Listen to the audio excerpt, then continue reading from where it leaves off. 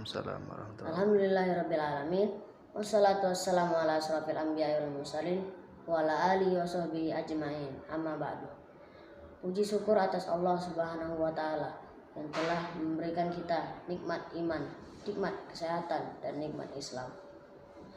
Salawat serta salam tak lupa kita curahkan kepada Nabi Muhammad SAW yang telah membimbing kita dari zaman kegelapan ke jalan yang terang benderang dan ke jalan yang benar. Pada kesempatan kali ini, saya akan menyampaikan tausiah yang bertema betapa pentingnya sholat. Sholat merupakan kewajiban atas segala muslim yang telah memenuhi syarat, baik laki-laki maupun perempuan, terkecuali orang yang gila, anak kecil yang belum balik, dan wanita yang sedang haid atau nifas. Sendiri merupakan perintah yang disampaikan langsung oleh Allah Subhanahu wa taala kepada Nabi Muhammad SAW. Hal ini seperti yang dituangkan dalam Al-Qur'an yang artinya, maka dirikanlah sholat. Sesungguhnya sholat itu adalah kewajiban yang telah ditentukan waktunya atas orang-orang yang beriman. Quran surat An-Nisa ayat 103.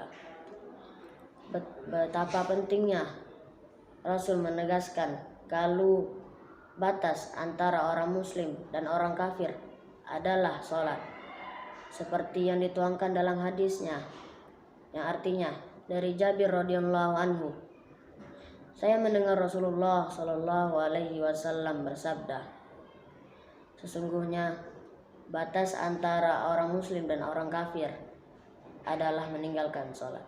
Hadis riwayat Muslim. Sholat sendiri adalah tiang agama, sama seperti rumah yang ada tiang.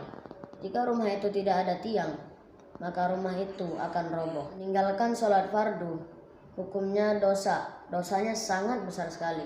Di antaranya adalah 1 kali meninggalkan sholat subuh.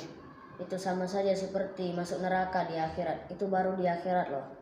Bahkan sama saja seperti masuk neraka selama 6.000 tahun di dunia. 1 kali meninggalkan sholat zuhur, itu sama saja seperti membunuh 1.000 umat orang Islam. 1 kali meninggalkan sholat asar, itu sama saja seperti menghancurkan Ka'bah. 1 kali meninggalkan sholat maghrib, itu sama saja seperti berzina dengan orang tua sendiri. 1 kali meninggalkan sholat isya, itu sama saja seperti apa yang dilakukan di dunianya tidak diridhoi oleh Allah Subhanahu wa taala. Nauzubillah min dzalik. Semoga kita semua dapat menjaga sholat kita masing-masing. Amin. Itu saja yang dapat saya sampaikan pada kesempatan ini. Mohon maaf atas segala kesalahan saya dan kehilapan saya. Terima kasih atas segala perhatiannya. Wabillahi taufiq wal hidayah. Assalamualaikum warahmatullahi wabarakatuh.